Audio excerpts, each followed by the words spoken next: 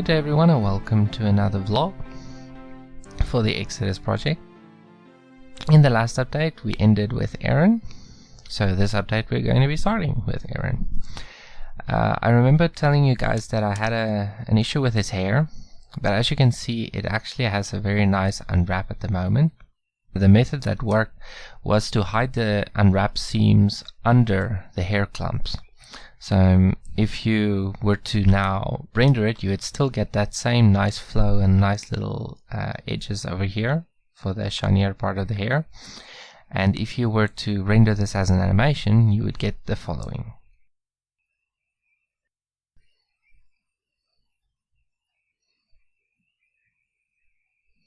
Nice and static. You no longer get that in-between frame drawing kind of feel to it. It's much more consistent, just like the beard is more consistent. Let's get to the rest of Aaron's updates. I worked a little bit on his outfit. I tried the full-length scarf type deal, but that did not work very well. Shortening it up was definitely the way to go. The shoes or slippers, whatever you might want to call them, are actually not inaccurate. In the references I got, I saw that many of the people there actually wear something that does look like slippers or homemade shoes or whatever the case might be. That's what he's going to be wearing. So they wore these or they wore sandals for the most part. Just a few minor updates, especially to the bottom part of the dress. I guess you can call it a dress, I don't know. This is a little bit of a concept piece. I also wanted to get a more painterly type look in the background, and God showed me that the one thing that sets painting apart from real life is that it has an inconsistent contrast. So adding the environment lighting's contrast over the normal image actually gave that uneven contrast if you look at the back over here. This was a fun one. I added displacement to the hair as well. Now this over-exaggerated clothing type deal happened when I reset him to his initial position, and the slope parent was still way over there, and the slope parent determines the intensity of the displacement, as you guys remember. Let me show you what Moses looked like in the same method. I have to say I prefer Moses's look because it has a more elegant look to it. I think it's because he has extra displacement on the front over here with the robe, or cloak, whatever you want to call it. And his sleeves also have displacement on it. I also added some displacement to his hair. And obviously more than just the hair moves in this video, but I'm going to be zooming in on the hair area just to make it easier for you to focus on that. And then I'm going to be showing you the whole video again.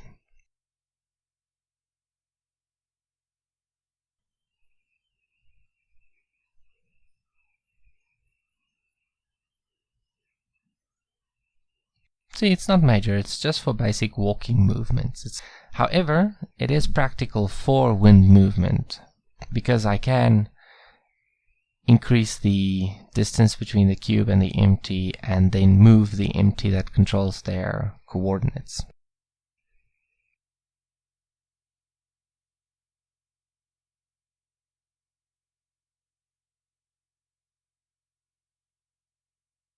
As you can see, I removed some of the weighting on the front of the cloak or dress, whatever you want to call it. And I didn't add any to his sleeves specifically because his sleeves are a lot tighter than Moses's are. Okay, now we are back on Moses. As you can see, he has a different rod over here. The reason I have him holding a different one is because I messed up with a small detail.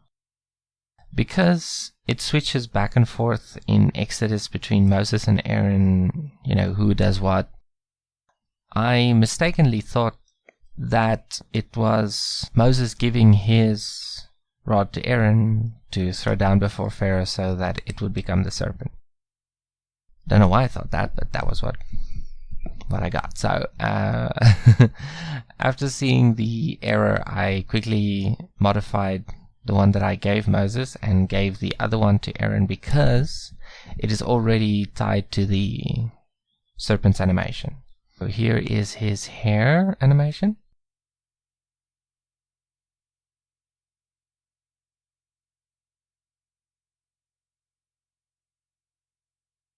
I stuck to the lower parts only because the hair did not move very nicely, especially not this little dented area over here.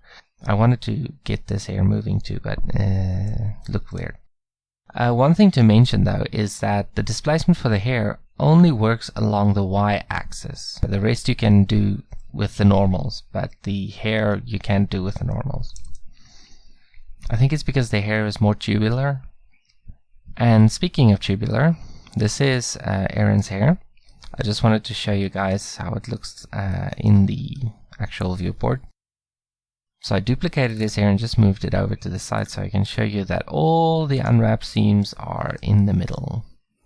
Nothing on the outside, nothing visible on the outside, it's all on the inside. So if you look at this in the unwrapped view, you would see this. Some of these were not aligned vertically, but it was only like 1 or 2. So you can rest assured that unwrapping it with the seam on the underside works a treat.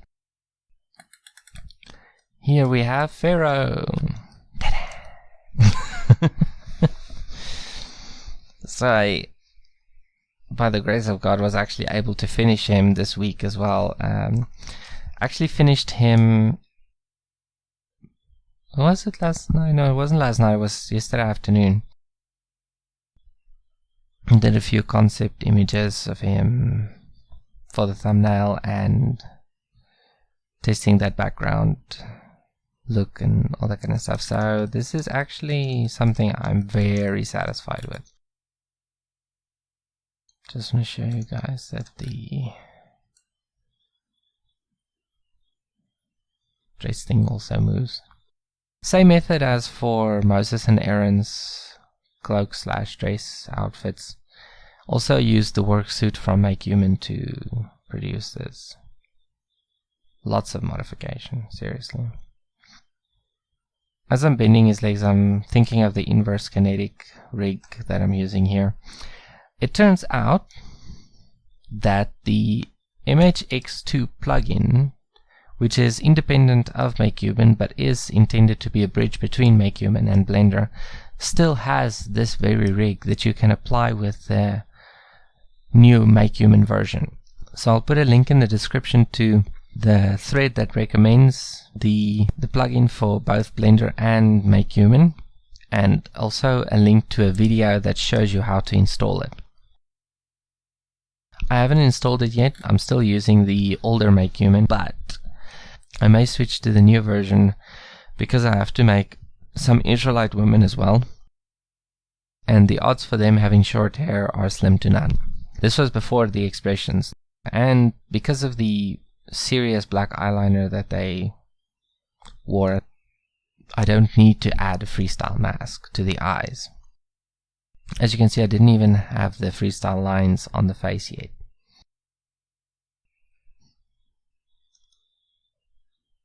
So this is a little bit more advanced before expressions were added. As you can see, there were some weird normal things going on with the belt over here. And there he is, just before adding expressions. What I did for the skirt here is I patched this front side up for the worksuit, and then literally went with the knife tool and cut through up to there. And it goes into a normal edge loop over there. And the same for this side over here. There you go. So I started down here at the connection point that I just pulled up. Cut all the way through from there to there, from there to there, and from there to there, and that's the normal edge loop. Same on this side. Started over there, cut through there, up to there, up to there, and that's the normal edge loop. Initially I kept it white, but the white just seemed a little bit too bland. It didn't look bad, but it just looked a little bit bland. So just to make it fit with this necklace top thing that he's wearing, I made this bottom side blue, and I'm really satisfied with the final look. So that's what it looks like in the render. A little bit more of a close-up after finishing the crown properly. And now for some concept images. This was the first concept image. Also uses that uneven contrast type deal. You can see it's specifically here on the bottom of the pyramids quite prominently as it goes up. The only thing that I would really like to change is the fact that the blue goes over his arm, all that kind of stuff. It's not bad, don't get me wrong. It has a camera-ness to it, but I'd rather it not have a camera-ness to it. Anyway, so that's just one thing I would really like to change. And this one is the one I'm using for the exit thumbnail. Anyway, that's it for this vlog. Have a great one and God bless.